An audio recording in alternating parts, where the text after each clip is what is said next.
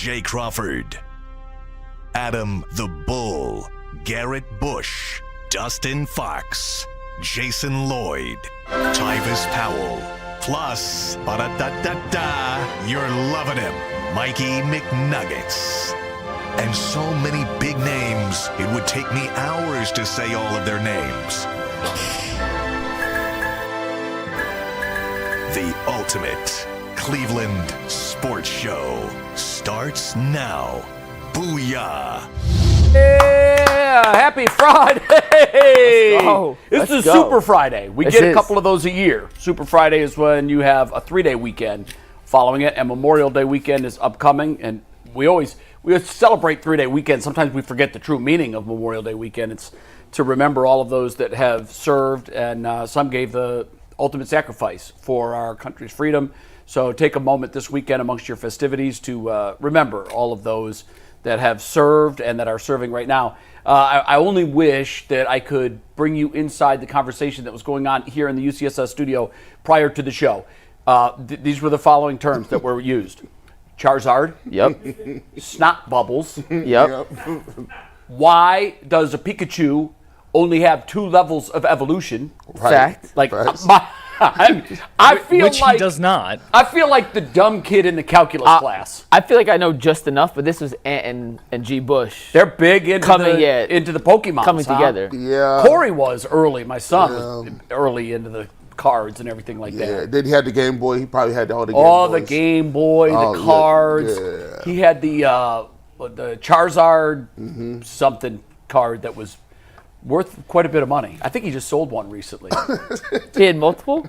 Yeah, he had a lot of cards. He had a lot of cards. He but was into the card game. I was way too old for that and still don't quite understand it. But one thing I picked up on that I laughed on was that you said really the greatest analogy ever is Charizards to NBA players. Pokemon to NBA players. Yeah, because it's like, you got a level Charizard is one of the most, he's the strongest Pokemon you can get, besides all the other ones, but you got to level him up right. You got to coach him up. He's got to be trained. He got to be trained, or if not, you just level him up too fast. He's just going to sit there, and he won't come out of the Pokeball. And if he does, he sits there with snot bubbles coming out of it. Is that Jared Allen? He's not as strong as a Charizard. Jared Allen cannot be a Charizard. No. It's not Evan Mobley because Mobley is growing. He's a Jigglypuff. He's saying a Jigglypuff. That's I don't know tough. enough Pokemon, but this is between a Jigglypuff and a Charizard. Anthony thinks that's kind of a slam. tough. Oh, it's a slam. That's crazy, right? Well, the one thing I know that you never want to be called is a Jigglypuff. That's crazy. When you're called a Jigglypuff, it's over. It's tough to come back from being called a Jigglypuff. Like that may be his final calling card here in Cleveland. Who's missing today? Jason? So Jason was supposed to work today. He asked if he could switch to Thursday. I was supposed to fill in on the panel Thursday. Got it. Jason's not here today because he worked yesterday. So now what's our normal Friday? I don't even know. Just Jason in this chair. Jason. Sometimes Dustin's here too on Friday. No. Justin's supposed to only work A couple Wednesday. of Fridays ago but he was here. He's very flexible. Okay. So when guys are in and out of the rotation. Never know what you're going to get. Yeah. Big show. Guards, man. I'm How about representing today because it's a huge series, and they got off on the exact right foot. We're going to talk about that. I love when because Jay comes in, it's a week at a time. Monday? Oh, yeah. No, it's a day at a time. They right there. Last week it was like, listen, I don't know. They got these Buildings next on 10. fire? These next 10, boy, I'm going to tell you what. We were all on the panel Monday. Just happened to work out that way, and Jay was like, this could be rough. And now, 5 days later, we are back in. Cooking. I had said That's yesterday baseball. on the 6 o'clock sportscast upstairs on Channel 3, and I heard from a couple people on email, and I laughed. Some of them agreed with me. One of them was like, "Wow, that's a little sensational, isn't it?" But I prefaced my comment by saying this: at the risk of sounding hyperbolic, this series with Detroit is as big as a series in May can be. Mm-hmm. Yeah. And then I back that up by saying, here are the potential swings. You sweep, you're down 2. You get swept, you're down 10. Yeah, That is an I'll give you 8-game that. I'll swing, give you and that. for that reason, and I stand by it. Facts. And I had a couple people that reached out to me and said, you know what? Didn't think of it that way. And you prefaced it by saying May. It's not, by September standards, this is nonsense. But do you want to be 2 games out or 10 games out? And that was the difference. Selective listening, though. People hear what they want to hear. They pick and choose which words they want to omit to make their opinion.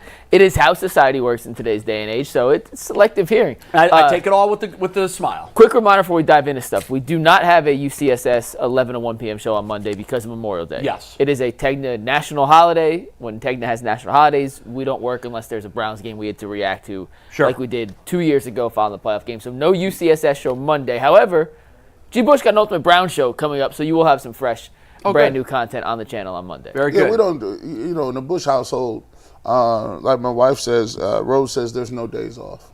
No days off? Mm-mm. No. Well, in the Philippines, they work hard, don't they? Oh, yeah. So that's like bred into the work ethic. Yeah, she comes home after she does accounting and works in the fields. Baby blue, good choice for you, G. Bush. The color you like is working. That? You like I that? like it a lot. Right, yeah, cool. It's got like it's a little Carolina blue vibe. My mom brought it for me. She just brings stuff over. I just found it in the closet. Wow. I was like, oh, this is nice, man. I It's like a this. corduroy rib zip up. Uh-huh. What I like going on is the verticals versus the horizontals. Mm-hmm. It can trick the human eye sometimes, but I think it works for you. Yeah, man. And I got the rock, paper, scissors hat. People say, what is that? That's a rock, paper, scissors. Wow, it is. That's kind of crazy. Is that someone's logo? Nah, this is the from Cleveland, right? Yeah. Rock, paper, scissors. It's kind of crazy. I like it. Yeah. All right, Ant, why don't you get us started for the day, and then we'll dive into our topics. Yeah, real quick, there's a suggestion in chat that says we play our first show ever Monday instead. Gosh, I don't know if you want to watch the first show ever. It was rough back then. It was tough. You know what? But it would be kind of cool to compare and contrast how we've evolved. Might be a good idea. That's up to Steve. I've gone full blown diva. 3 years ago, I was a quiet, shy guy. Now I'm just. Well, we have a sec, right? And we talk about it for a sec? Yeah. So on the first show, we had Bernie Kosar walk in mid-show. Facts. I remember that. Our audio was horrific. Terrible. We were overmodulated. The lighting was god-awful. Lighting was bad. We had done a rehearsal week beforehand, but we had never rehearsed more than 30 minutes. Right. And Director Steve was still setting up VMix, and we probably needed another entire week of tech rehearsals to get VMix up to the standard it needed to get to put on a quality 2-hour show. Yeah. And if you go back and watch, and it's on our YouTube channel, honest to God, you can go back and find everything we've ever done. We have not erased a single video, single show from our YouTube page. You have to do a lot of scrolling because we have quite a few videos and quite a few live shows. Do they to get appear back chronologically? Like you can just go on a timeline and go back to one? Go to the playlist. It's the Ultimate Cleveland Sports Show playlist. Those are the full 2-hour episodes. You can go back and you can rewatch the very first ever UCSS. And it's funny. I remember sitting back where Ant's sitting, very first day. We had like 700 concurrent viewers. And I was like, damn, we have 700 people watching this show right now. You know what? That's not bad for a little launch. No. And now... What's our record for the most? Over 5,000 live concurrence. Wow. So now if we had 700, I'd be freaking out. Why the heck do we only have 700 people watching? Yeah, right. And just over 3 years ago, that was an incredible. So thank you guys for being part of this journey. And if you want to go watch that very first episode, May 9th, 2022, just scroll a long way back in the archives, but it's on the YouTube channel. Yeah, that's awesome. That's great. We're at 700 right now, just waiting for the FanDuel read to get us into everything. Is your mic overmodulated right now, speaking of that? I'm not sure. Steve, have we messed with the mic at all? He's coming in. It sound like we added a new foot pedal. Yeah. It's a whole I'm going to work in talk by progress. accident today because there's a pedal underneath my foot now. So be ready for that. There used to be a button. Oh, yeah. Now we have a pedal. Is that good pedal. for you guys? Well, it's a It test. frees up your hand. Test in progress. We're going to see if it actually makes I don't know if that's what's doing it, but when we it switched sounds it- like his mic is peaking, Steve. But I could be wrong. We'll play around with it while I sounds do good the at my FanDuel read here, guys. The NBA playoffs are in full swing, and every night delivers highlight-worthy performances, major momentum shifts, and can't-miss moments. Whether it's a game-winning shot or a breakout player, there's never been a better time to get in on the action. FanDuel makes it easy to stay in the game before tip-off and live with player props, performance trends, and same-game parlays. Fans have more ways than ever to play smart and win big. If you have a read on someone who's getting hot tonight, why not back it up with a same-game parlay? And if you're new to FanDuel, it's the perfect time to sign up. Head to FanDuel.com/UCSS and place your first $5 bet. If it wins, you'll get $200 in bonus bets. Make every moment more with FanDuel, the official sports betting partner of the NBA. All right, awesome.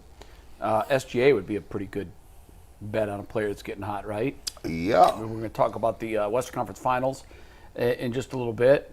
I wasn't here yesterday. I'm sure you guys must have had a great time talking about the Pacers. Yeah. This is a dream that they're living. This is one of those dream sequences. Basketball zombies. And they're gonna be.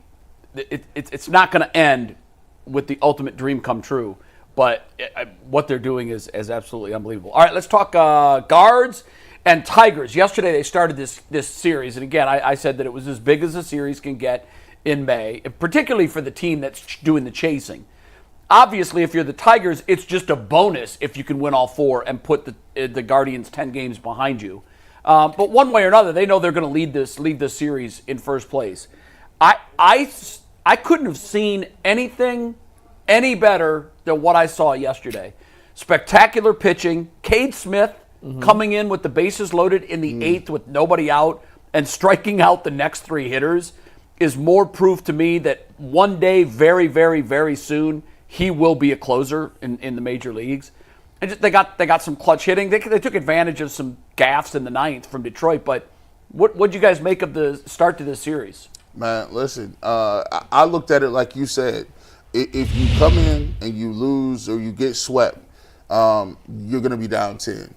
I look at it this way like, okay, you win game 1. If you can get another game somewhere in there, it's a push. Yeah. That's all I wanted to do. If I'm on the road and I'm playing the Tigers, if push comes to shove, if you can just get the split on the road and win game 1, then if you can get game 2, now you're playing with house money. Right. Because after you get the second one, you can get greedy a little bit. You can come back and say, okay, guys, let's see if we can take 3, and now you're gaining ground. So I just wanted to come into this series, and like you said, Detroit, we talked to Bull, what was that game, on Tuesday? Tuesday, yeah. And he talked about how Detroit is real. He thought that Detroit was going to take a little bit of a step back. But I picked Detroit to win this division. But if you can get some of the clutch hitting that they did get, sometimes with the Guardians, you look at 7 runs, you be like, hey, can we save 3 of those and give me 3 or 4 tomorrow? I know. Well, that's what I was saying to those runs in the 9th. Yeah. I mean, they were nice for cushion. Yeah. But I felt like they weren't going to score 4 of them. So hold some of those for today. Yeah, you save me some. Either way, we went way too long without mentioning Tanner Bibee's name, who was incredible last night. 7 innings pitched, tied a season long. 96 pitches, 8 strikeouts, 1 walk, only gave up 3 hits. That was the kind of performance we've been looking for Tanner Bibee. That was the ace-like performance, going on the road to against the best team in baseball, with the best record in the American League and the National League. A dominating performance. Strikeouts. Yeah. 96 pitches, by the way, to get through 7 innings and 8 strikeouts. We don't get many of those performances. And that's what I'm saying. Usually our guys hit 100 in the 5th inning. And that's been Bibee's issue for a while this season. He's throwing too many pitches. Jason and Bull have alluded to him trying to get too many strikeouts instead of pitching to contact at times. Last night, he was getting the swings and misses from Detroit. But that's the kind of performance you need from your ace. On the road against a really good offense like the Detroit Tigers. And then what Cade Smith did in the 8th inning, Jay. Oof. You want to talk about pressure situation. He had a bad outing earlier this week. To come back and not just strike out the side with the bases loaded and no outs. That's crazy. But through pure filth. He didn't miss a pitch. Yeah. The splitter was incredible. The fastball was topping out at 98, 99 miles an hour. Yeah. And it was one of those innings where we may look back on in hindsight. And that's not changing the season. I'm not trying to be over the top here, but that's the kind of inning that you can look back and say, when Cade Smith dialed in, he's unhittable. Well, if you separate by a game, that absolutely is an inning that you look back on. But I'm saying, like at the end of the year, if the Tigers and the Guardians are separated by a game for either a wild card spot or for the division, and when you have bases loaded and nobody out, the way you look at it as a pitcher, you're trying to limit the damage. The way I've always done it is I say, okay, the guy I'm pitching to right now is not going to score. I'm looking at it as a fresh inning. I need 3 outs. And the guys that are on base are in position to score. Anything less than all 3 of those runs scoring, in my mind, is a win. Especially because the score is 3-0. You cannot give up the go-ahead run. And for Cade Smith to come out and strike out the side, yeah, absolutely. Later in September, if it's a very close game, a lot of folks will think back to that 8th inning on a rainy night in May in Detroit and say that may have been the turning point. And he was unhittable. That's the point I want to emphasize. Absolutely. It wasn't just, he got some guys to swing and miss at pitches out of the zone. He got dudes to swing at pure filth.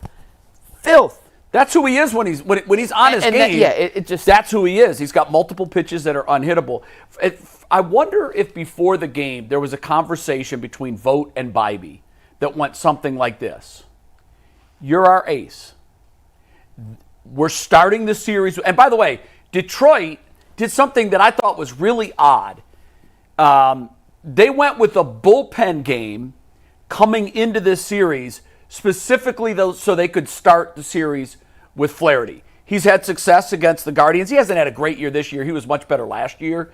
But they didn't make any bones about it. They decided that they were going to go bullpen game leading into this series so Flaherty could start the series against the Guardians. So, it's May, but it was big enough. Some gamesmanship, yep. That they felt like, let's get the guy on the hill. Now, he's not their ace. Obviously, Skubal's their ace, and we'll see him Sunday. It's Logan Allen versus But Skubal I think it's Sunday. It's whatever the last game of the series is. It's a 4-game series, so Thursday, Friday, Saturday, Sunday. Yeah, it's going to be Skubal, Sunday. Logan Allen. Skubal's, and that's kind of smart, too, because he's their ace in the hole. Yeah. He's their guy. If you do lose the first 3, he's going to come in and stop that skid right now. So I think that was, I like that part of it.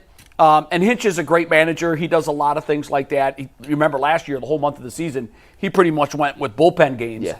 And somehow, miraculously, after management had waved the white flag and started trading guys, they climbed back in it and gave the Guardians all they wanted in the DS series. But I think in the grand scheme of things, I wonder if Stephen Vogt didn't come up to Tanner Bibee before the game and said, look, the season starts today. Forget your start. You have a clean start beginning on May 21st. This is our first really big game of the year. Yeah. And we need the most out of you. And the reason I wonder if that conversation took place is because after he came out in the 7th inning, and it was clear he was done with 96 pitches, and I think he showed a little bit of that emotion I think he struck out the final hitter. He came into the dugout, and when they came back from commercial break, they rolled in the video clip. It was a prolonged hug in the dugout from Stephen Vogt and Tanner Bibee. Normally, the skipper will come up to the pitcher, put his hand out and say, well done, we needed that. This was different. This was a prolonged embrace with words being exchanged, and I think what Vogt was saying was, you just stepped up. You're 1-0. Yep. We needed you today to step up and be our ace, and you are our ace. That's why we trust you for what you just did. And that can turn his season around, and they're going to need him to be Tanner Bibee ace version, because we don't know when when Shane Bieber's coming back, and is he going to be the same pitcher when he does come back? That's the big if. And Bibee be teetered a little bit. Like I don't know how other people see him around the league in Major League Baseball, but if you just throw his name out there, how many people would say, "Oh, top flight ace"? No, doubt about it. I think the diehards know what he is, but the average baseball fan probably has no idea who this guy is and what he can do. And I think that's what Stephen Vogt was saying. Like, look, man, like you have all of the skills requisite in order to be one of them frontline guys, a household name. And winning games like this is how you become a household name. You're right. You giving up 3 hits, like the entire, and then the strikeouts. We haven't seen that level of strikeout performance to his walks in a long period of time. So this is most strikeouts this season. Yeah, this was the ace version of Tanner Bibee. This was the best he can be, and the fact that he did it in the biggest game of the year so far for them, I think speaks volumes for who this guy is. He can be a big game pitcher. He can step up. He can give you that kind of performance in the clutch. And the one thing that is contagious in baseball, because the saying that momentum is the next day's starting pitcher. Very, very true. But not taken into account enough is what yesterday's starting pitcher is giving to you. Is he giving you an egg where he went 4 1/3 and gave up 7 runs? Or is he giving you a Tanner Bibee? Because it does ratchet up your performance level when the guy before you went out there in a big game and threw a game like that. And Cade Smith striking out the side, like with the bases loaded and no outs, that's the equivalent of, like, to me, a pitching version of a grand slam.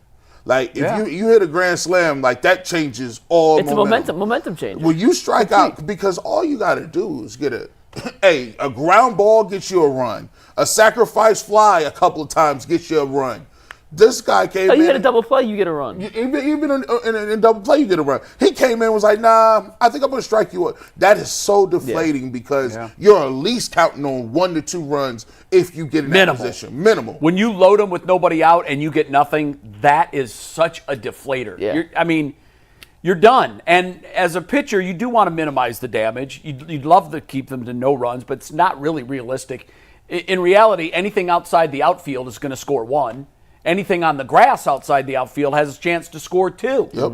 And for him to come in that situation, he's got the moxie and the stuff to be a closer in this league.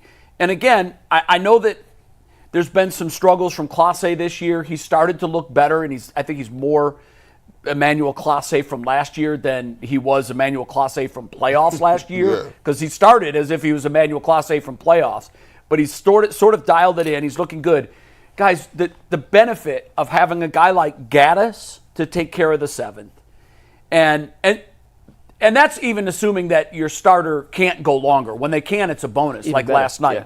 But if you can go Gaddis in the 7th, Smith in the 8th, and bring in Clase for the 9th, you've shortened the game to 6 innings, and that demoralizes the opponent because they know if they're not on top of you by 6 innings, it's not going to happen. Yeah. So just a great way to start the series. Even more valuable in a playoff series when you get to guys making every pitch at the highest of intensities and they wear down quicker. But on the other side, for the at-bats, the offensive side for the Guardians, we saw Lane Thomas make his return to the lineup yesterday. Jay, he was hitting in the 2-hole. Right, I like him there. Jose slides back down to the 3-hole. Yep. And I know Thomas had an RBI. He's only hitting 143 on the season in a tiny sample size. Well, he had a terrible start before that's the what wrist I'm saying. injury. Tiny sample size. But he was tearing it up in the minors. Having him back gives the Guardians another professional at bat in the 100%. lineup. And it takes one of the guys who, Kenzie Noel, some of the Will Brennan, the right fielders, who are, for lack of a better word, basically an automatic out that can occasionally run into a home run. Pretty close. Out of the lineup and gives you another guy that has a chance to get on base. He has a good eye. And put more runners on the pond for Jose when he gets up. Yeah, I don't think any, DeLauder, Bazana is hurt. I don't think there's no big names coming to save nobody. Well, David Fry's coming. David Fry, yes. And DeLauder is, I believe he starts his rehab stint soon. Next week? Soon, yep. And so he's going to have to perform. He's going to have to prove that he's worthy of being called up.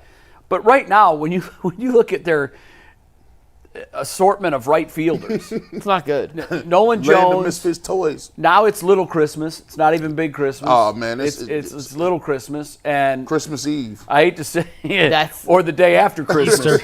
You know Black that Friday. feeling you have the day after Christmas? You're like, man, it's over. It's done. I feel like the day after Christmas. The commercials is gone. What happened to all the Christmas carols? There's no more music on the radio. At all. Comes to a screeching halt. The Mariah Carey goes back to sleep. That's right, until next December 1st. December 28th is so terrible. And Will Brennan wasn't, he was less than what we saw when he was here last year.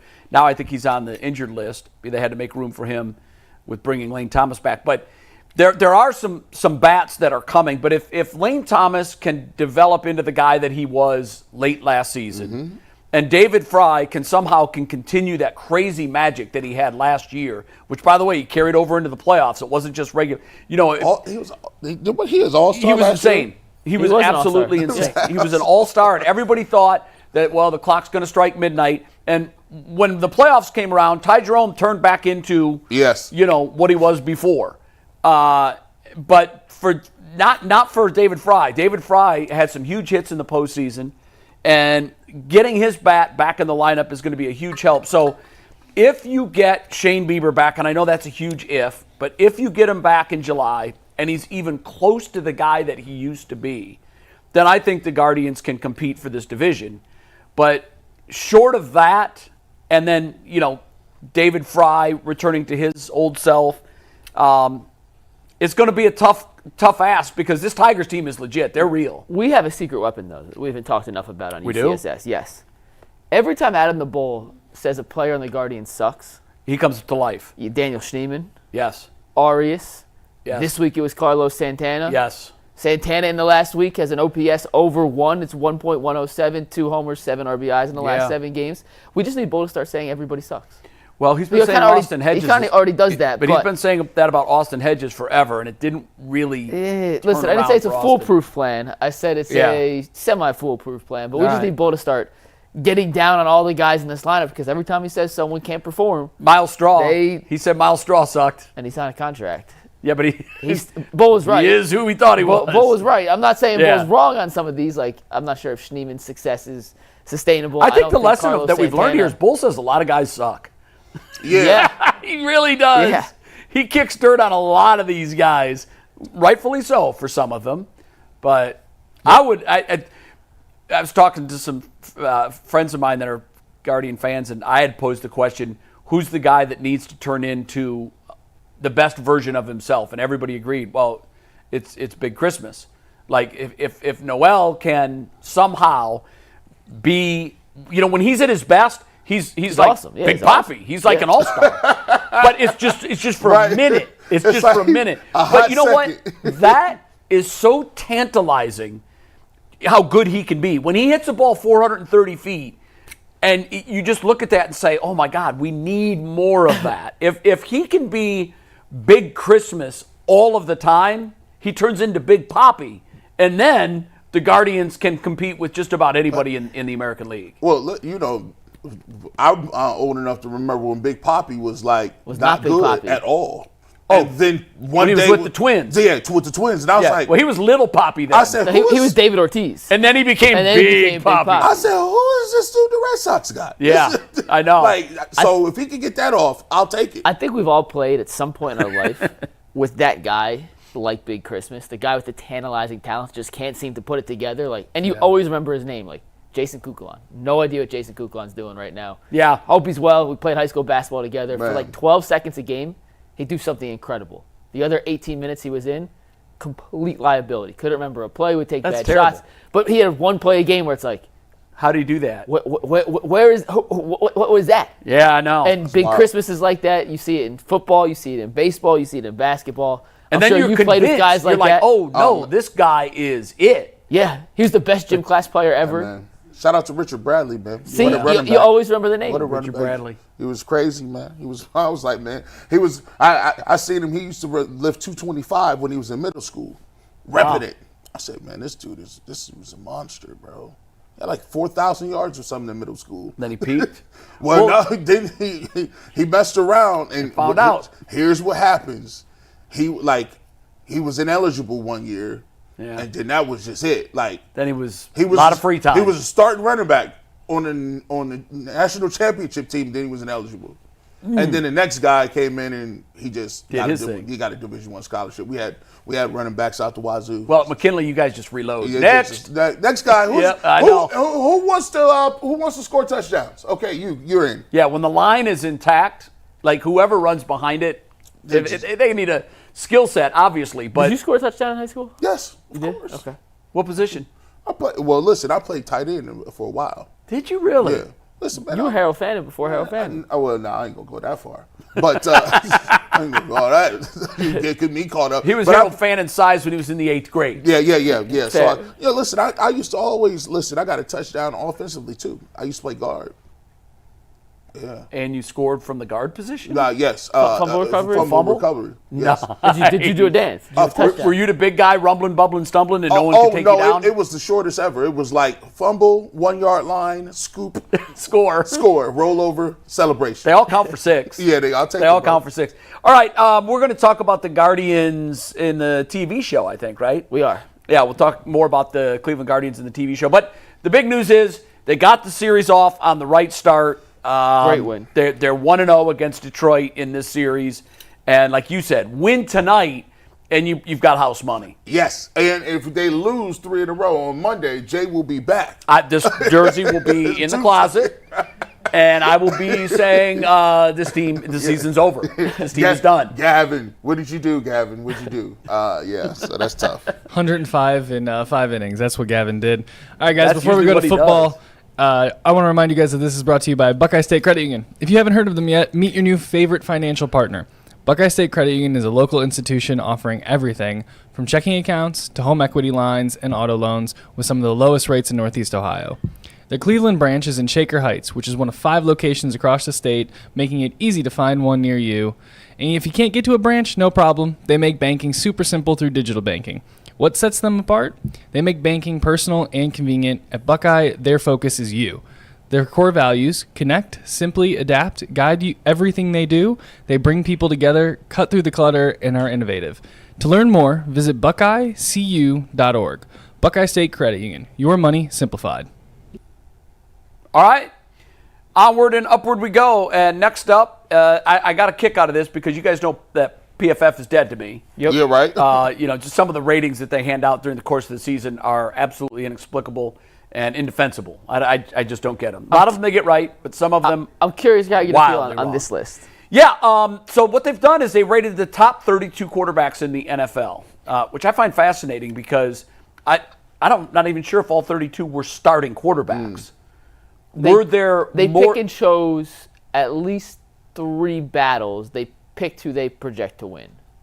Yeah, I know, but what I'm wondering, so what they did was they took who they believe will be the 32 starting quarterback. Yes. Because, quite honestly, there are some teams that have backups that are better than other teams' starters. Yes, this was ranking the 32 starting quarterbacks, not the 32 best quarterbacks in football. Their leap of faith was that, and we can debate that Joe Flacco is either going to be the starter or is the best quarterback currently on the roster, which probably is where they went with that.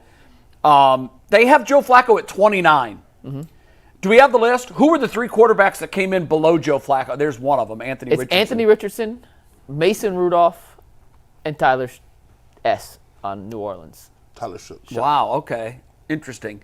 This is wild. Anybody think they got it right? Joe Flacco lost his job to Anthony Richardson last year. See, can I start here? It was you can, but it was one of those things where they're looking at, do we want to play a 39-year-old or do we want to take a look at the future? And that may very well be what happens here in Cleveland. So I looked at this, and I'm with you, Jay. I think a lot of times the PFF rankings are misconstrued. Yeah. And there's hard to find exact reasoning. What are they projecting? They had Michael Penix Jr. ahead of a lot of guys on this list, and J.J. McCarthy higher than a lot of guys on this list. No. Which we'll get to. We'll get to in a sec. We'll get to that in a sec. But when you put Flacco at 29, I tried really hard to make an argument as to why I'd want him higher. I tried really hard. All you got to do is look at any of the names above him and say, are they better than him, definitively better than him? And we are projecting Cam Ward, who's ranked higher than him. We are projecting J.J. McCarthy, who's ranked higher than him. But if we're being honest with ourselves. How is Sam Darnold number 26? We can go with the rest coming off the season the guy just had. I don't know how, with good faith, you can look at Joe Flacco and say the 2023 Joe Flacco would be higher. The 2024 Joe Flacco is kind of in the right spot, Jay.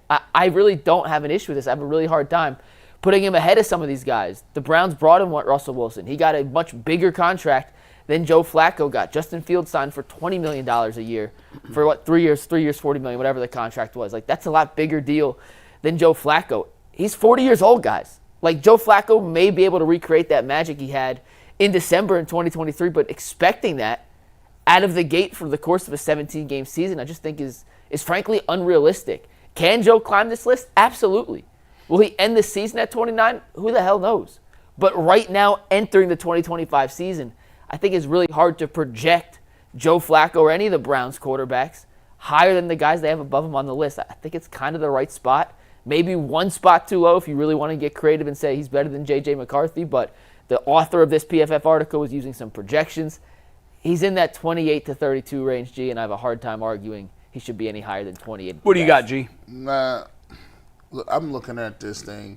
Throw that up again. Do you want to run through the whole list so you guys know where they have everybody? Because there's some other things we could debate in and out of this. And you want to start from the top and go down? Yeah, we got it. All right, see, this is I like to go top down and see if I got an issue with it. All right, Patrick Mahomes, no problem. Burrow, they've got Lamar the MVP Jackson. at number 3. They got the first four. The first 4 is interchangeable based on preference. Yeah, but I think they've got it wrong. I agree with you. That's what I think everybody would agree. Those are the 4. Yes. But how do you have the MVP at number 3? Allen's MVP. He's at 4. Yeah, Lamar Jackson's last year's MVP, and how many times MVP? No, Josh Allen was the MVP last year. Who won it 2 years ago? Lamar Jackson. Yeah, that's what I'm saying. I don't mean last year. Sorry. I just don't see how you've got Patrick Mahomes. Patrick Mahomes is living off his reputation and the fact that every year he makes it to the Super Bowl. Yeah. Now, that's a pretty good reputation to have. Yeah, but when you look at his numbers and you dive into the quarterback would you that take he is another now, quarterback over Mahomes right now? He's a shadow of what he was 3 years ago. Would you take any quarterback over Mahomes right now? No. Like he's still number Mahomes, one. dog. All of that being said, I would, man, It's Mahomes. You could talk yourself into any of the top four. I Honestly, could. God, you could. That's fair. And, that's and fair. the author of this man, said, I just think Lamar Jackson isn't getting his due. the author of this said it's all preference. He has Mahomes battle. 1, 2 through 4. He said you could shuffle it in any order you want. But I would that's put the Joe rule. Burrow fourth in that group. I take Allen second. It's okay. But it's preference. It's purely It preference. is. Jalen Hurts, congratulations. He's in there. 2 Super Bowls and 1 win will get you there. Sure. Shout out to them. Jaden Daniels, incredible rookie season. Great rookie season. I can see why they're high on him. I ain't got to, let me see. Let me get to number 7. Next, I think Geno's too high, personally. I do too. I think Brock Purdy's too low, but I understand why he is. The injury that he had is I one like that, Jordan Love. Oh, I like Jordan Love at 10. Huh. I like Jordan Love. I actually like him. I do too. I think Geno is a little too high. It's a little too high. Brock Purdy. These guys are all in the big second tier, by Yeah. the way, for what it's worth. All right. I ain't got a really problem with that. Let me hit that 13. Let's see what we got. Okay. Now, I like CJ more than I like Geno. I too. do. But that's also projection because he had a good rookie season, was not as good last year. Tua is a health thing. Dak is Dak. Kyler Murray. Trevor Lawrence is 13 spots higher than Joe Flacco. 13. So he's living on that name. Yeah. I mean, 1 year. He has 1 year on that name. But would you take Flacco or Lawrence right now? Well, see, that's a different question. That's But I'm saying they're not saying for this season though. For this upcoming season, would you rather Flacco. Joe Flacco.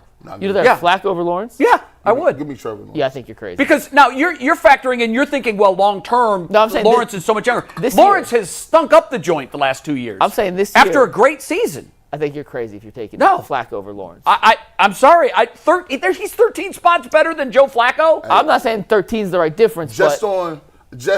I can't put Flacco over. Yeah, no, that's wrong. Yeah, give me. I don't got a problem with this. Kyler Murray, some would say, was a little high. The highest paid dude is 17. I would put Kyler Murray at 18. You're mixing and choosing Yeah, like just- little yeah, spots. yeah. All right, what's next? All right. I really ain't had a big problem with it. See, JJ at 21 is my biggest issue on the whole list. He didn't play last year. Yeah, that's my biggest issue too. He didn't play last year. And here's why. I think Flacco is definitely in the bottom 6. Yeah. But how am I going to put Bryce Young, J.J. McCarthy, Drake May, Michael Penix above a guy who, granted, it was a long time ago, but won a Super Bowl and just 2 years ago came in from the couch and took a team that was destined to miss the playoffs and put them in the playoffs? What have those guys done? J.J. McCarthy hasn't taken a snap. I think McCarthy you have to separate from the rest of those guys. The other guys have at least a track record last year. year. I cannot wait until he is exposed. Fair enough, but McCarthy, I'm with you. I don't think he should have any higher standing. Which is why I'm saying, like, Tyler Shucker, 29 whoever. is just too low to me. There's too many guys that are rated in the teens and low 20s that have done absolutely nothing in the NFL. Those guys all have better seasons than Flacco did last year, Right. outside of McCarthy. Bryce Young? Look at the end of the season. Yeah, he was really good at the end of the year. I don't know what were their numbers. He was really at the Call end of the up year. their He was numbers. really This good. is the reason. What were their numbers? I know he had a really good end of the season. You're right. I'm pulling up for you. As I look at But these J.J. numbers- McCarthy McCarthy and out. Drake I'm May? out. Drake May. As He was really good last year. No. Really good? He was Really good. good believe enough it- that New England. Off You're being too kind with really good. Off the top of my head, I believe he threw 15 touchdowns, 10 interceptions. That's not really good. And he threw for what, 20 how many? 22-76. 20. and he didn't start till Yeah, what that's week? just not really good. As a This is rookie. the reason- That's That's actually below average. If Shedeur Sanders did what Drake May did last year, we would all build a damn statue of him. I won't. Not for 15 touchdowns, 10 interceptions. This is the reason I'm why gonna need more I than that. have no problem That was through 13 playing games. Shedeur Sanders. I'm looking at Bo Nix. He had a good year. They went to the playoffs. Bryce Young been shaky. JJ McCarthy has not played it. I don't understand what people see in him. McCarthy, I'm with you. Drake May, okay, decent, 15, 10 touchdowns. Okay, Michael Penix, I'm sorry. If you can start Michael Penix, Shedeur Sanders can get some minutes. Caleb Williams, he probably has the most talent out of these guys, but he also has a really good roster in Chicago. Some of these dudes are going to weed themselves out. Like Bryce Young, McCarthy. I want to see what Drake May do a whole year. Penix, they got to show me something. But Bo Nix, I will respect where they put Bo Nix because he did take his team to the playoffs, and he did start since day one. I give Bo Nix to be one spot ahead of Bryce Young. Go ask NFL general managers which one of those guys they want and how close it is in their minds. I bet you more guys would take Bryce Young than Bo Nix. You're nuts. You're absolutely bonkers nuts. I think you're... You think more guys would take Bryce Young? Yes. What did Bryce Young do in his rookie season in the NFL? He was on a terrible team. The coach got fired, and he didn't look good. He looked terrible to start the season. Bo Nix was coming into a pretty bad team. Bo Nix is like 8 years older than Bryce Young. No, he's not. Don't gas it. He's 30? He was 25 coming out of college. Okay, so he's 26 at the most. And Bryce Young's 23. So what? Again, you're factoring in age, Mike. Age doesn't factor into this for me. It doesn't. I'm sorry. When I watch a quarterback throw for 300 yards, 3 touchdowns, and no interceptions, I don't care how old he is. Jay, you're out of your mind on this one. No, I'm not. I am not out of my mind. We put a poll up. Bo Nix or Bryce Young? G, who would you take? I'm taking Bo Nix every time. That's not even close. That's a Broncos fan. It's not even close. It's close. You're right. It's not close. It's Bryce Young every time. It's close. You're looking at the sixth quarterback taken versus the first quarterback. Write this down, Ant. Write this down. Close. At the end of this year, we'll have another year in the barn. At the end of this year, I want to do a show where we compare Bo Nix's numbers for 2025 to your boys. Absolutely. And I want to see how they fare. How tall is Bryce Young? 5'11". 1 second. No, I think it's 5'10". 5'10", If we're going to 5'11". factor in age, I'm going to factor in height because I think height He's is 5'10". 5'10". 5'10". I'm going to factor in height. I know you like him because you root for all the little guys. But here's the problem. Here's the problem with this. We've got 2 seasons of him playing in the NFL. Mm-hmm. One of them was bad, an absolute abject, and granted, he's in a bad organization. Bad. Let's just wait and see down the road to see what we get in year 2 with Nix and year 3 with your boy. So young end of the season. You're saying that it's not close. That's what you said. It's not close. If you but more guys would take Young than Nix. It'd be 24-8 Young. Yes. Oh it would be. Objectively would be. Wow. You're looking at a guy who was 24 of the 32 teams right now. You're looking at a guy. What did Bo Nix do wrong last year? Nothing. He was fine. He was game managed. Have we seen? What have we seen? Fine. What have we seen from Young that makes us think that he's going to be better than what Bo Nix gave us last year? So he came back after getting hurt. One sec. Came back after getting hurt last year. Yeah. The last 7 games of the season. Yeah. The final 3 games, I'll go up after. Final 3 games of the season, 7 touchdowns, no picks, averaged 227 yards per game. Let me call up his numbers so I can see him at the same time. We got him right here. This kind of tough. You're going over his last. Woo, this tough. His last 7 games, 11 touchdowns, 3 picks, a 97.4 rating.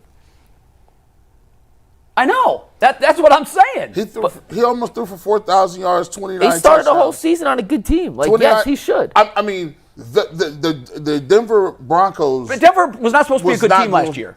They were not supposed to be a good team. You're going to make me pull up the advanced number. Were they supposed to be a good team last year? Yes or no? They traded away their second best receiver. And at the time, everybody was like, oh, this is a total rebuild. This is a total rebuild. And enter the rookie quarterback. And you know what? I mean, I'm not going to say that it was as impressive as Jaden Daniels because what Jaden Daniels did last year is a one-off. We haven't seen that. But Bo Nix, 29, 12, and nearly 4,000 yards passing and taking a team to the playoffs. It's impressive. I want to see Bryce Young do that. And for you to say that I'm not taking anything away from what Bo Nix did. I'm saying you're looking at a quarterback. But what did Bryce Young do? If we're going to say the end of the season on a 7 touchdown, no interception rate. Oh my God! Hold on. He was hurt and then got benched. Let's and came back replay what you just with said. A new coach. He ended the season on a 7-touchdown, no interception spurt. Is that not good? It's fine for that good? much of a sample size. He was hurt and came back. My guy was 29-12 with 4. What was he before he got hurt? Let me ask you a question real quick. What was he before he got hurt? I'd put my phone down. What were his total numbers last year? Was Aaron Rodgers good last year? You know what? Hold on. Was Aaron Rodgers was good last year. Real quick. Aaron Rodgers' numbers. Can I ask you a question, Mike? Sure. If you put Young on the Broncos his rookie year, do you think he would have gone further than Knicks? I mean, it's an impossible question to answer. Probably not. It was a perfect situation. Knicks played well last year. I'm not saying Knicks is bad. I'm saying I like Bryce Young better.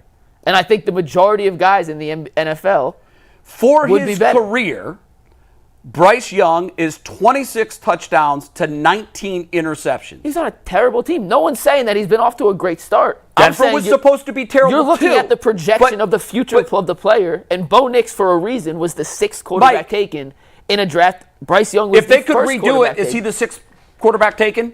Probably not. No. Let me help you with that. 5th. Probably No. not. He's definitively not the 6th quarterback taken. The 4th or 5th. So he's not getting taken over the Caleb. touchdown to interception ratio, which is he's not big. getting taken over Drake May. He's getting taken over Drake May. Yes, he is. Jay, you're out of your damn mind. No, I'm not. No, I'm not. You're out of your mind. He's not getting taken over Drake You're May. totally eliminating potential from performance. Well, you see one guy has unlimited potential. After 1 year, so you think this That's is all I got, Mike. That's all I got. And I'm projecting off potential because you know exactly what Drake May is. If this you know list, what Bo Nix is. You know what Bryce Young is. If this list was based on projection, yes, maybe. This isn't list based on projection. No, it's projecting the 32 best quarterbacks for next year. Mike, you're lost, bro. You are out of your mind on this. The title of the article is projecting the 32 best quarterbacks for 2025. Okay, but Mike, even so we're talking about projections. What are you using to project any quarterback on? Past performance. No, you're projecting on potential of what they could be. Yeah. How's that worked out? Let's just look at the NFL draft. Peyton Manning had a record number of interceptions his rookie season. Did anyone write off Peyton Manning and say, oh, this guy's going to suck the rest of his life? No, of course they didn't. So you can't take 1 year as the only thing to look at. We got 2 years from your guy. 2 years. He got 1.5. He was hurt and was on a terrible situation. So let's just look deeper into his numbers, okay? And again, you said he's on a bad team. He's on a terrible team. He's on a bad team because he's a bad quarterback. No, he got drafted number 1 overall because the Carolina Panthers Was Jane Daniels on a bad team? Yeah, and he was really good last year. Okay, what happened to that really bad team? He got better. No. What happened to the really bad team? They got better. So it's the most important position in sports. Yeah, no one's disagreeing with that. No one's disagreeing with that. You can't use the argument, well, his numbers sucked because he was on a bad team. Projection counts. Make him better. That's your job. Projection is all about man crushes. If I like somebody, I can always project. That's a fact. I can always say that he's in my mind. I saw something different. You're like, but he didn't play well. Oh, but listen, trust me, it's going to get better. I will say this: if Bo Nix, who asked the question, if Bo Nix, I wish we could take a poll. Those numbers, NFL GM so bad. We got to poll up. The only 24-8. Mike said Anthony's going to get the poll. I'm 100% right. But if we, he's 5'10". If we take the numbers that Bo Nix put up and you put them and you say Shedeur Sanders did that in the Browns, we're going nuts. We would, we're throwing a parade. We would throw a parade. We are throwing a parade. If he puts up those, and by the way, if he puts up those numbers, we're contending for a playoff spot. And if he goes to the playoffs, yes, we are. Aaron Rodgers had better numbers than the Jets sucked last year. Mike, the Denver Broncos last year were the fringe team, last team in. Were they the last team in last year? You're the fan. They were the 7th seed. Yeah. So what I'm saying is, if your quarterback starts the whole year and he goes 29-12 and throws for close to 4,000. You are competing for a playoff spot. Aaron Rodgers had to say Aaron Rodgers had better numbers, Mike, is a bit of a stretch. It is a bit of a stretch. About 100 more yards. He had 1 less touchdown, actually. No. Yeah, he had 1 less touchdown, and he had a 3% less completion rating. So it's the same numbers, literally the same numbers. Here's the problem with Aaron Rodgers' numbers, to the playoffs. And this is a big problem, and this is why the guy's proven to be toxic. Thank you for making my point, Ant. Thank you. He's a guy he wants to accumulate stats. He is concerned about his personal numbers. Where a guy like Bo Nix comes in, and Bo Nix he was with the perfect coach. And I don't know, maybe with if you put Bryce Young in Denver, he's a better player. For sure. But he's not going to do, just file this away, and at the end of the regular season, after we're done with topics and we're looking for things to discuss, let's make sure we put on the calendar that we absolutely have to revisit the Bo Nix versus Bryce Young debate. We will. And we'll see where the two of them are after 3 years for Young, who should be further ahead of Nix, and 2 years for Bo Nix. So let me give you why Nix on a greater level is more significant and better. We forget that we have Deshaun Watson and we talk about cap hits all the time. The Denver Broncos basically said, "Hey, Russell Wilson, I need you to get up out of here for $85 million." They paid him to go home. They paid him to roll out. Yes. They then took Bo Nix, and in 1 year after they did that, being cap strong, he came in as a rookie and went to the playoffs. If anybody does that here, did anybody have him doing that, by the way? No one. Like you can't diminish the fact that people usually, when you have that large of a cap hit, it debilitates your ability to make the people around you better. It debilitates you in terms of free agents and what you can do. And if that was us, kind of like we're doing right now, and you're rebuilding a little bit and you got to have a rookie quarterback, for them to go to the playoffs is miraculous, given the fact that not only they had some turmoil and they weren't that good, they had a bunch of money they needed to pay, and he made them forget about all of that. How much do you hear about Russell Wilson and his cap hit in Denver? You don't. Bryce Young is 18 months younger than Bo Nix. I found the number I was looking for, by the way. So, I mean, it's saying that he's 26 or 6 years older than him. He's 18 months older than Bryce Young. And I don't even want to factor age into that. Again, because, like, you could play to your 50. I didn't care that fans weren't, when they were watching Joe Flacco take us to the playoffs, they weren't saying, but he's 38 years old. Well, you enjoy the ride. You get on the projecting Flacco as your long-term quarterback. Of course not. That's not part of this equation. You're enjoying the ride in the moment. And I'm sorry, the Bryce Young thing, for me, I think Flacco at 29 is probably a little too low. I'd put him up at 26, maybe even 25. And I'd have these guys that have not done a thing in the NFL. We're all about anointing champions before they've done anything. J.J. McCarthy? Where's McCarthy on that list? He was 21. That's insane to me. We agree on that part. It's crazy. I thought that he got drafted that high to begin with. I thought that was a huge mistake. I say, he never threw for 3,000 yards. They ran the ball 95,000 times. I never saw it. I didn't see it either. And you know what? I laughed out loud when Jim Harbaugh said, when asked about J.J. McCarthy, he's going to be the best quarterback in the draft. Obviously he was trying to get his guy drafted. Yeah. That's fine. You're throwing him a solid. Then draft him. Take him. Trade Herbert, and if this guy's the best guy in the article, the reason he has McCarthy there is he said he had McCarthy as his number one quarterback coming out of college in last year's class. Okay, so he was projecting. He goes, this is a weird one, and I know people are going to disagree because I'm projecting where I think he is. By the way, the Knicks stat I found: Denver had the second most yak yards as a team ever last year. 41% of Bo Nix's yards last season came on passes thrown behind the line of scrimmage.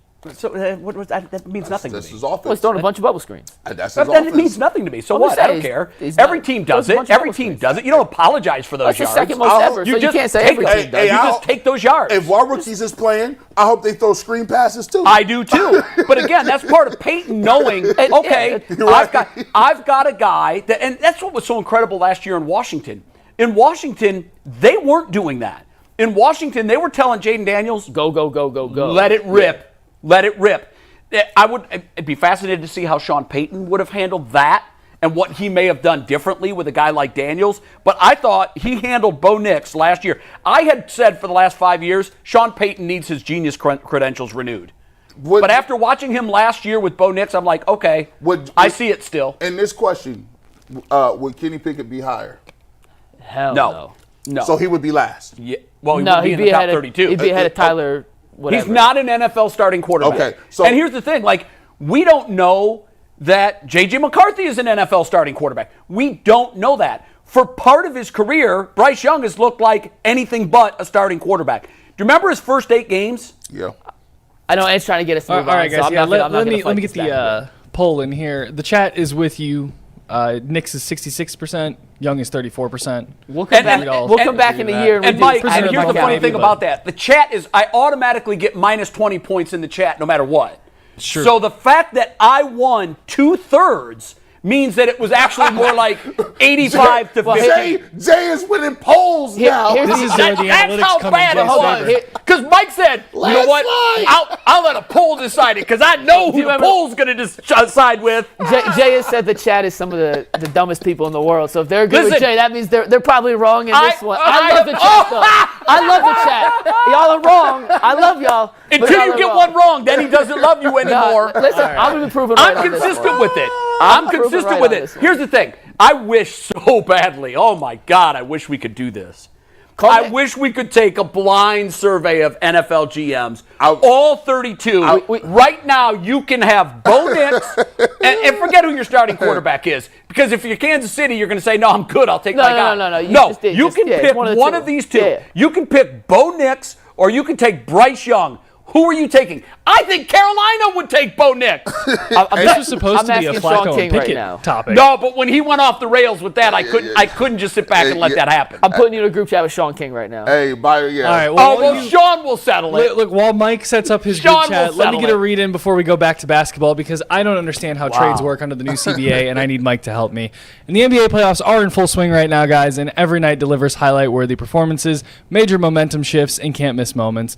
Whether it's a game-winning shot or a breakout player, there's never been a better time to get in on the action. FanDuel makes it easy to stay in the game before tip-off and live with player props, performance trends, and same-game parlays. Fans have never had more ways to play smart and win big. If you got a read on someone who's heating up, why not back it up with the same-game parlay? And how could a $200 in bonus bets add to the excitement if your first $5 bet hits? If you're new to FanDuel, you just sign up right now by heading to FanDuel.com/UCSS and place your first $5 bet. If that bet wins, you get $200 in bonus bets. Make every moment count more with FanDuel, the official sports betting partner of the NBA. A buddy of mine who's a Tigers fan, now he's killing me because he called me a JJ hater. He's a Tigers fan and a Michigan fan.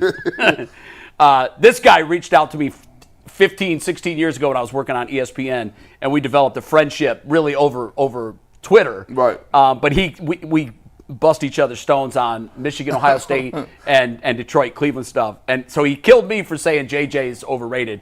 Called me a JJ hater. Then he said, Shedeur is better than Bryce Young, and I would say that he is. I was putting in the chat just now, if you put a poll up there, say, who do you want, Shedeur Sanders? Don't even bother. Dylan Gabriel or Bryce Young? And then the other one was, that guy needs a drug test. Call HR me. You guys are. I cannot wait to come back and dunk on all you guys. Jay, remember that text? Listen, if Bryce Young has a better year next year than Bo Nix, yes, I will sit in this chair. I will look you squarely in the eyes and say, Mike, I got that one wrong, bro. I was wrong. We'll put a bet. We'll figure out the terms afterwards. Put the bet down. We'll put a bet on. But be careful now. But be careful because absolutely. Once we go there, like I said, I would say, oh, Mike, I was wrong. I don't know what I'm talking about. Now, by the way, this is the position that's most difficult to project. Yeah. Project. That's why, in the first place, when you're doing a poll based on projections, forget it. Nobody can project what quarterbacks are going to do in the NFL. It's the hardest position in all of sports to play. It's the most important position in all of sports, period. And it's the most difficult to project talent. We will come back. It is very tough. But I will, whatever you come up with May on the bet. 23rd next year. I'm in. No. January 15th. Oh, fine, yeah. I'm good with that. I'll buy you a Bo Nix jersey. You buy me a Bryce Young jersey. Done. Deal. Done. I'll take a Bo Nix jersey perfect. just for the fun of it if we're all hopping in. Listen, I'll add you're to a the step bet ahead if of I me. get a jersey I out was of it. thinking just make sure it's an ant size. Yeah. And I'm not going to wear a Denver Broncos jersey. Not a chance in hell. My skin would fall off my body. But I'll give it to you. Done. Perfect. Done. All right, let's hear some fake trades. All right, guys. So we had some conversations after Tuesday's show between Mike G and I, and I'm learning that I don't understand how trading in the NBA works at all anymore. So I went and put the trades together in the trade machines, and this is my first one. I'm going for Sabonis, and I'm sending Garland and Okoro to Sacramento. Now, my trade machine says the money works out. I don't think Sacramento would do this. But, Mike, tell me why or why not this wouldn't work. Oh, it doesn't work. It's not cap compliant. The Cavs can't aggregate salary for another player unless the two aggregate salaries brought them beneath the second apron. So they'd have to drop about $17 million in that deal to get under the second apron to make that work. Sabonis makes, I think, $3.5 million more than Garland. So the difference in what they lose is what, $8 million? You sent me the Spotrac numbers this morning, Ant. Let me pull it up 1 second. But whatever the Spotrac numbers, it doesn't drop them low enough. Also, Sacramento just traded De'Aaron Fox to San Antonio to start building around Sabonis. I can't imagine that all of a sudden now trade Sabonis to build around Darius Garland. So not only does that trade not make sense, Ant, it is not cap compliant whatsoever. Here's what I'll say about this. Now, the Kings ain't going nowhere anyway. Like, if you trade De'Aaron Fox and you build around Sabonis, if you thought you was going to do that with, what's his name? Dunk Boy? Zach LaVine? Zach LaVine. Dunk Boy. That's not going to get it off. Like, that is not what it is. You'll sell tickets. It's Sacramento. How many tickets they really moving? That's about it. It's Sacramento. That's about it. Now, here's the thing. Now, what would make that compliant was, now, if they had moved Dean Wade prior to that in another move. Yes. Dean Wade moved prior to that. Now, what does that move look like, by the way? Minimowski. I need to. Dean Wade, I don't even know. It's a salary dump. No, it's Dean. Yes. It's Dean Wade and like 3 second-round picks for 1 second-round pick. Right. So, so then you get then this trade, I believe, makes you under the cap. Well, no, then they'd be under the second apron. And did you come up with this? These are Ant's trades. So we were talking about it. This was like I put it together, but we were all talking about it after the show, and I've seen a couple of people seeing if we could go for Sabonis on Twitter. Now here's the conversation you have. How does that trade make the Cavs better? It doesn't. I don't think it really does. You would have to do it in conjunction with my next trade. Do you want to go to the next one, Mike? Oh, wow. You got multiples. Sure. You're working deals. So remember, the first one didn't work. It was not cap compliant. Let's see if the second one, in theory, is now cap compliant. So this is not my favorite trade of the thing. But Jared Allen and Dean Wade go to the Hornets for Miles Bridges. You have your center in Sabonis and Evan. You go and get another small forward to replace Garland. Yeah, it's not cap compliant at all. The Cavs are taking on more money here than they are in the first one. So once again, a second deal that doesn't work, but in theory, in a vacuum, if it could work. G, do you like Miles Bridges? I don't know how much that moves the needle for me. It doesn't move the needle for me. I mean, these to me feel like moves for move's sake. Wait till you see the next one. I need the next one's awful, but it's the only one that actually works. Well, yeah, but see, that's what Jason has been saying for months. The kind of deals that you're going to be able to make are not the kind of deals that are going to take the Cavs to the next level. Now, unless you found one, I'll look at it. When the DeAndre Hunter trade happened, remember, for 3 weeks before the trade deadline, we were saying there's no move out there. There's nothing. Nope. We parsed that a million ways to Sunday. Well, and then when the trade happened, we all sat here and went, "Wow, they pulled that off." Now here's the problem I have, Mike. They keep saying the thing with DeAndre Hunter, right? They keep saying, "Oh, we made the DeAndre Hunter trade to get hold. We did this for length." Are they still going to continue to bring him off the bench? I mean, I know you're fixated on who starts and not. Who starts doesn't really matter, G. I don't believe that. Doesn't really matter. I don't believe that. If he's playing 30 minutes a game and playing the last 8 minutes of the fourth quarter, does it matter if he's in there for the start? Yes, because if somebody else is getting eviscerated and getting picked on and they get hot. See, the thing, here's what I take for basketball. And maybe this just is my thought process about playoff basketball. In playoff basketball, you know what is death? Death is letting any player get hot. I don't care if they're a starter, a bench guy. If you let guys start seeing that ball go through the rim, they get a couple easy layups. They are a headache the rest of the game. And in turn, you got to get your offense started and you get hot. And you got to try to cool hot player down. That's it. So for me, look, if you're going to, the Cavs are much longer, they're bigger, they have a much better opportunity to put longer lengthy bodies on people if you start him. But I think there's some things that they could do to tweak. If you can't trade anybody, right? If you can't move anybody, I'm just thinking rationally. Hey, if you can't move anybody, why not tweak your lineup so that you can at least start off with a lineup that gives you better matchups than guys getting hunted on pick and rolls? That's just the way I think about it. Yeah, I'm not opposed to that. But I think all of this trade talk, at the end of the day, we have to ask this question. I think we all agree on this. What element, if you just had to name one thing, is missing from this Cavs team? Why were they a paper champion that turned into a paper lion? Why? Toughness. Right? Toughness. So, if you're going to make a trade, you have to target toughness. Mm-hmm. That's it. We thought when the Hunter trade was made, we all sat here, we all loved it. We all said, oh, wow, he could be the X factor. He could be the guy. You know what difference he made in the playoffs? None. Because he gave us more of what we already had. You know, when you're topping your gas tank, you can't get any more gas in there than the tank will hold. We have shooters. What we don't have are enforcers, tough guys, anybody that strikes any kind of fear into the opposition. I watched that full, I'm sure you guys all watch it too. I just watched it for the first time all the way through the other day. Oh my God. Incredible. I mean, I had people sending it to me saying napalm, nuclear bomb. It was worse. Scorched It was earth. worse than that. Worse than that. And I just didn't have the time to sit down and watch all 13 minutes until a couple days ago. And when I watched it, I was just like, I don't know that there can be a more damning indictment of a team and of its collection of players. From 3 former players. That's why, Mike, that's what I kept saying was I'm watching this. I'm like, these dudes know Cleveland. Yeah. They know this town.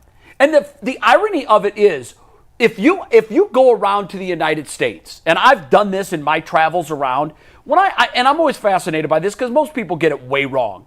What's Ohio? What do you think Ohio's like? And Mike, you might have been like this before you came here.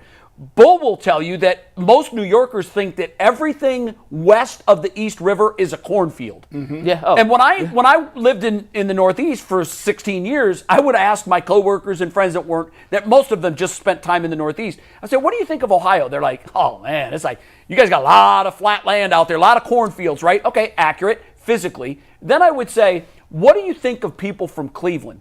And you know, one of the words that would always come up is tough. Oh, you guys are Rust Belt people. You guys went into the steel mines. You guys do real work. You weld 6 days a week, and on Sunday, you don't rest. You go to the Browns game. That's who Clevelanders are. And I think that's pretty accurate. I think it's probably changed over the last 30 years because we've lost much of our grit industry. Yeah. But for the most part, I think that's accurate. So what's ironic to me is when you ask outsiders describe Clevelanders, you guys are tough. Now go ask insiders in the NBA, people that know and love Cleveland, and say, oh my God, these guys are pansies. If they could have used it, they would have used the other P word. Like, they went that far. And I watched it, and I'm like, this is one of the most damning indictments I have ever seen. And think about it. They've been saying it for 2 years. Who refuted it in the Cavs organization? Who can? It's true, and everybody knows it. And not only after you got beat by the Knicks doing that, I heard Jared Allen say we play ethical basketball. What's that? I said, bro, it's a great line, though. It's a great line. It is a great line, but that's not what you want to be known for. It's not what you want to know, but it's a great line. That's like gentlemen. We play gentlemanly basketball. It's like somebody, like, look. It's not golf. Your guards, whoever's in charge, can you imagine saying that when Kobe was playing? If Kobe would have demanded a trade, he would have told immediately, I can't play with this guy. He bullied people. What would Jordan have done? Bullied people. Jordan would have been in the general manager's office. He'd have told Jerry Krause that day, I can't play with this guy. He can't play with him. I'm playing can't with you. do it. And you know what? The reality of the situation is he's not even the biggest issue. They got 5-6 other great guys on the roster. Dean Wade is the nicest guy. Okoro, they're all nice. Sam Merrill is. So, that's why what I said was, if you're going to make a trade, if you're targeting a trade, everybody thinks, oh, we need superstars. We need, the players that are going to make a difference are the players that are going to bring to Cleveland what we currently lack. And that's toughness. Everybody agrees on that. So for me, before I really even want to consider a trade, the first question I have about the incoming is, are guys afraid of him? Are guys is he going to change the chemistry and the way teams look at the Cavaliers? So as it stands right now, the Cavs are going to be a second-apron team, which means they're going to have the ability to sign a couple of veteran minimum free agents. Guys who have been around the league. This guy can't play anymore. He literally is a nothing on the court. But P.J. Tucker's a guy I have circled as I want him in that locker room to help. Take him. There's a few other guys. How old is he? Oh, he can't play. He literally. I know. He's. But what he brings is what we need. Tristan Thompson-ish age, somewhere in that range. I don't have it off the top of my head. If you want to bring back one of the Morris brothers, I'd be in favor. I know he kind of burned some bridges on the way out, but I'd be in favor of bringing another guy like that. Until the full rosters and the season ends and you see guys kind of wash out from their contracts, we don't have the full veteran pool of guys to kind of pick and choose from. But they're going to be signing vet minimum guys. If you expect a vet minimum guy to come in and be a legitimate contributor to a rotation, you're going to be sorely disappointed. Yeah, that's probably not going to happen. There's a reason they're league vet minimum guys unless they're chasing a ring and they're available later in their career and they're available. That's the key. So I think with those contracts, Kobe Altman and company have to be really selective. Take guys with the right mentality and attitude over, this guy may fit a little better than this guy, but does he have the toughness? Does he have the mental stability to impart some knowledge and some know-how into these younger guys? The question, Mike, is, so if you're looking at the roster and you're going next to the name, you're saying, okay, well, what does Donovan Mitchell bring in playoff basketball? Well, he brings everything that you want. Yeah. I think he checks all the boxes. What does Darius Garland bring? He brings some things you want, and he lacks things that you need. Yep. But when you start getting into the Isaac Okoros and the Dean Wades, there's no boxes checked. Yeah. So those are the guys that have to go, and you need to bring in guys that check boxes for what you need in playoff basketball. Let me ask you this question, because I find myself thinking about this a lot. Do you believe that we are, because this is what seems to happen in the offseason. Cavs don't show up. They don't do what they need to. They get out physical, lose in the second round. Fans say, guys, we got to fix this. We got to move some guys. We got to do some stuff. And we get to a point where we start talking about the trades, and then all of a sudden it dawns on us, hey, maybe these guys aren't as important or as talented as other people in the league because there aren't very many trade partners.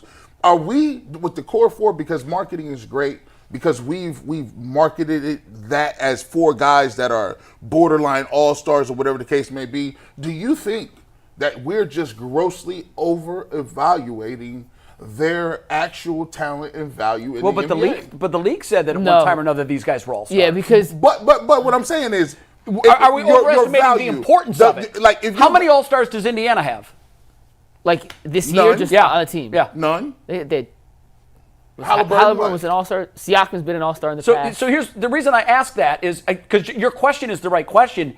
It's not, are we over-evaluating their skill sets? Because I do think that they probably are either all-stars or borderline all-star players. What we're overemphasizing is the importance of having four all-stars. Right. And to that point, I would say, look at a team like Indiana that's got a bunch of guys that know their roles. They play their roles well. OKC is and they play hard. That's it. Yeah. That's it. And so, well, if you're Vegas and you're setting odds on a series and you got one team that's got four all-stars and another team that has two, you're inclined to say, give me the team that has four. But I'm saying all-stars, when I'm dealing with people that is voting, that's fans, that's a popularity contest. Right. So all-stars aren't created. SGA is an all-star. Can I give you the terminology you're looking for, G?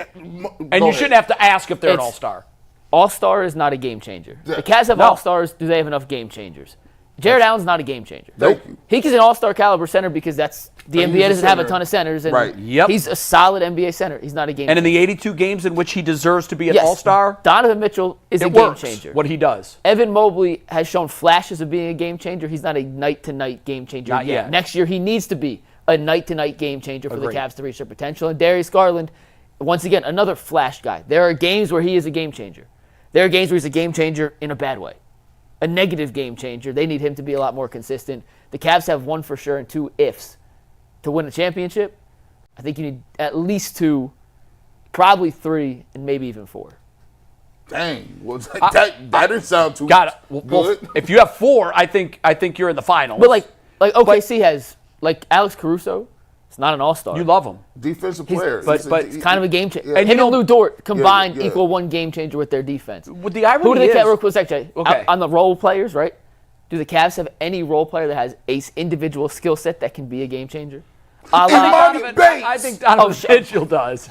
I think Donovan Mitchell does. No, the role guys. Oh, the role guys, like a Caruso, Lou Dort, who has a game changer. And don't even throw the Bates bomb in the room and then leave. but Mike, you see what I'm saying, though? I see what you're saying, and that's a fair question to ask. But what the Cavs accumulated this year, this is why it was so astonishing what they did.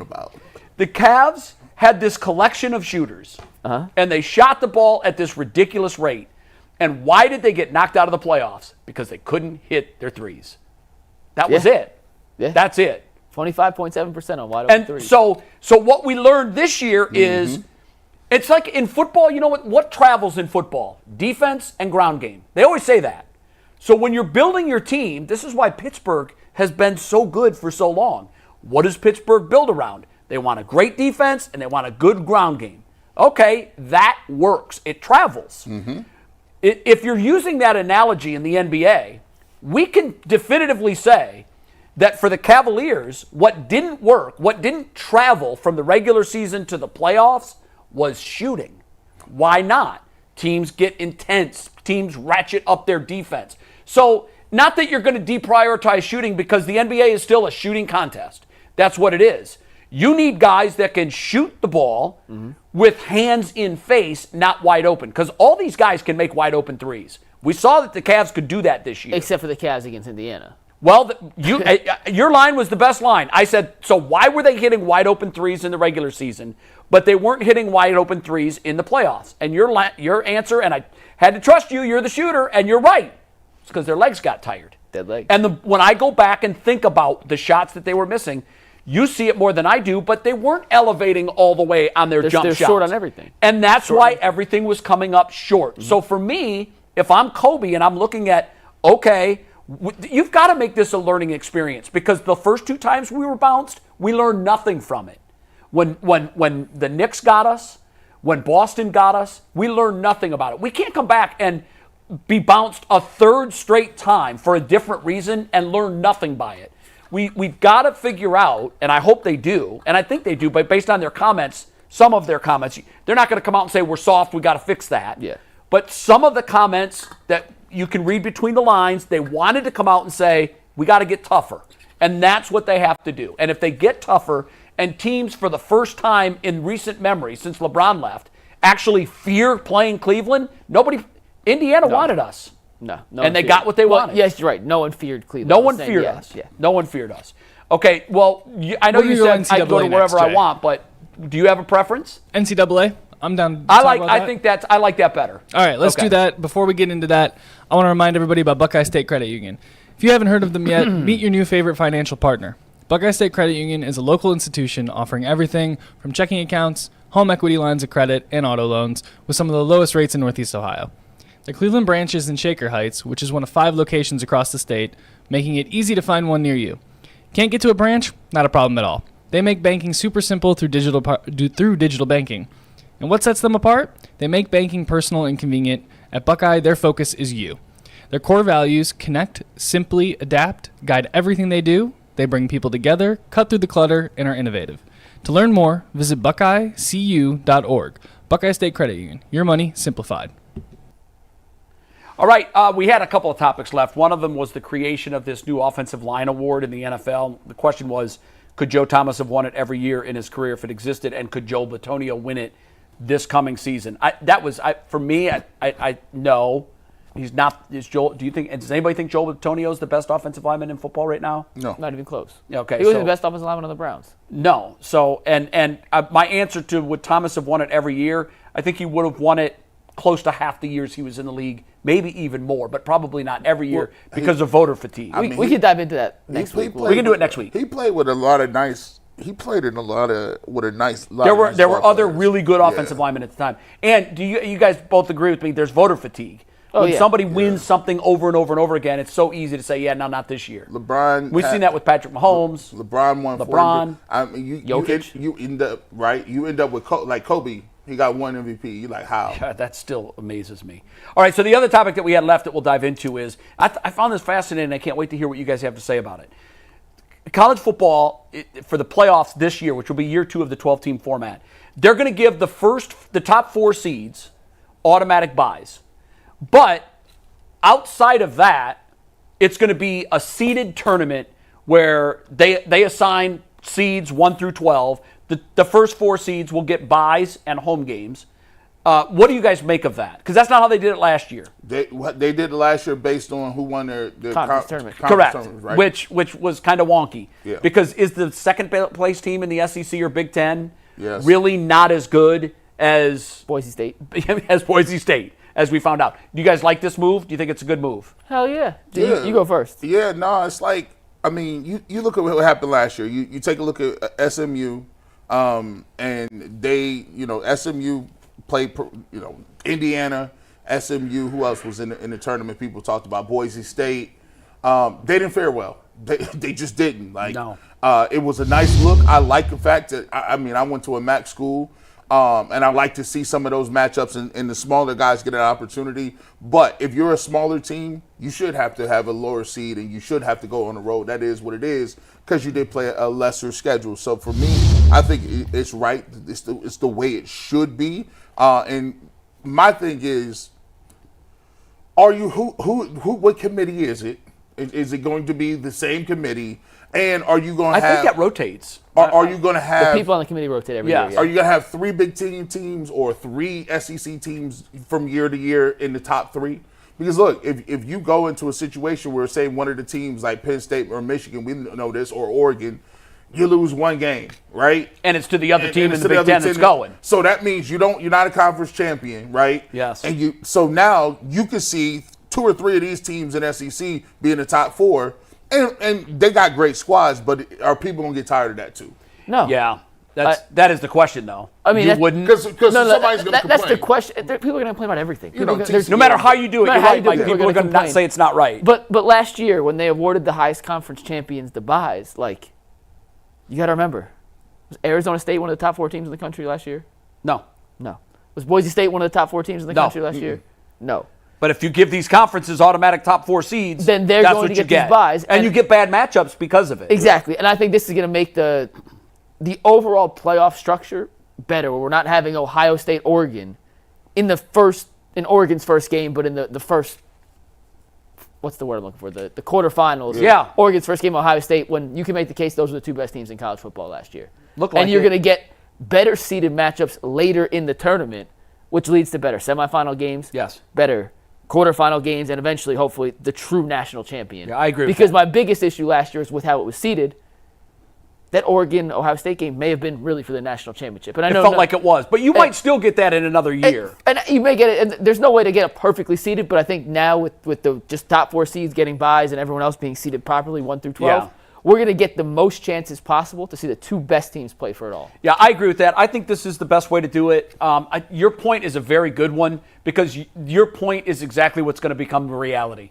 There might be years in a row where no one outside the Big Ten or the SEC, because let's face it, that's what college football has become. Yep. You might get a 5-year stretch where all of the top 4 seeds were from those 2 conferences. Oh, I think the only team I think is capable of doing something is maybe Clemson. Notre Dame. But look, I mean, Notre Dame plays a schedule where they got the armed forces every year. Sure. They don't really play Michigan anymore. They play USC, who stinks. Notre Dame has played some big games over the last decade, and they've flamed out in most of them. So they got to be really good. They better start the season at number 5 and up, and then they'll be able to run the table, and then they can maybe sneak into that top 4. But you know this because you follow the Big Ten.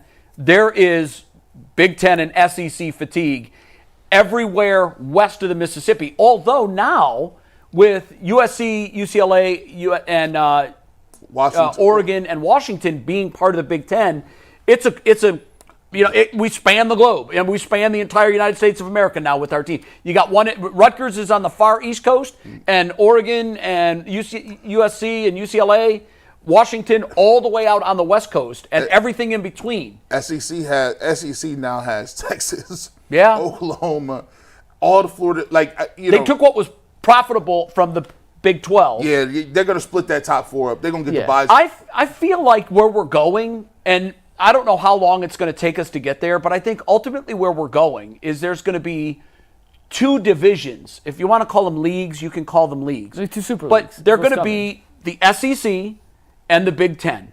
And all of the teams that have an opportunity to compete for a national championship that aren't currently in there will have to be gobbled up by either one of the leagues, conferences, whatever you want to call them down the road.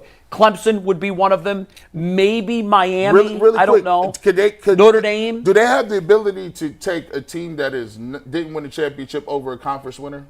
Yeah. So, say for instance, Michigan has 2 losses. Over a conference winner. Over like somebody from the No. I think if the you four win the conference, conference you're winners, guaranteed to be in. Yes. Okay, yeah. that's Just what I you're wanted. not guaranteed that's a true. home spot anymore. All right, cool. But I do think, and then the second part of that question is, which we don't have time for, the second part of that question was, how will it affect Ohio State? Well, in a year like last year where Ohio State was definitively the best team, and they had such an incredible gauntlet to get there and win it, it won't. Yeah. If you're I think we're ultimately closer to getting definitively the best team, and I think last year we got definitively the best team. All right, go ahead. Super Chats. Yeah, we got some super chats here, guys. Real quick, Daryl Hunter. We know that number 12 was taken at 5th, but we moved up 22 spots and gave up a mid-6th round pick also, where we could have taken a receiver from Colorado. Curtis Reiser says, Mikey, put down the pipe. Thinking Young is better than Knicks is a wild take. So bad I had to agree with It Jay. is a wild take, I man. can't I'm wait, really surprised by wait till that. you guys are all wrong. That's like an Earl level. A lot of these super chats are ripping Mike, so hold on a second. Bring it on. The next one is from Raw Dog. Like the fire guys, keep it going. Your guy sucks. No, your guy sucks. My first real argument with It was Mike. fun. Yeah, it was fun. I like that. Next one says Mahomes is living from Boss Grow. Mahomes is living in the shadow of making the Super Bowl every year. File that in the Hall of Fame of bad takes. Yeah, well, you know what? Listen, it is. On the surface, it is a bad take. All he does is take his team to Super Bowls. I mean, he doesn't just win Super Bowls like he used to, but it's on the surface it sounds bad. But when you look at his numbers, they're not worthy of being named the number 1 quarterback in the league. All right, guys, we got a minute left, but real quick, these last 3. From Raw Dog again, Saints called offering a 5th-round pick, Cleveland's choice, send a QB, not Watson. Which one of the 4 is leaving right now? Pickett. Okay, Pickett. All right. Easy. Then question for you guys from Reggie the Bug Glover. Are there any rookies coming out of college that can provide what you think the Cavs need to win? I don't watch college basketball, so I don't know. that. I mean, yeah, if you have the first pick and you take Cooper Flag, but they have a late second-round pick, so that's not happening. I got one more So for no. you. Yes. Well, no. Christopher Waits wants to know, Bewitched or I Dream a Genie? And I've only ever seen I Dream a Genie. Oh, both of them were great shows, but give me I Dream of Genie just on Hot Factor. Yeah, she was crazy in Barbara the 60s. Eden back in the day, and Mikey's looking at us like, what the hell are you guys talking about? I don't know either of those shows. They were both parents, I great know that shows one. based on witchcraft. She was cooking. Yeah, Barbara Eden. Now look, Sam was pretty hot too on Bewitched. Yeah. That's like a Ginger or Mary We'll see you over on Ann WKYC. for Gilligan's Island. Peace. That's wild. That's a great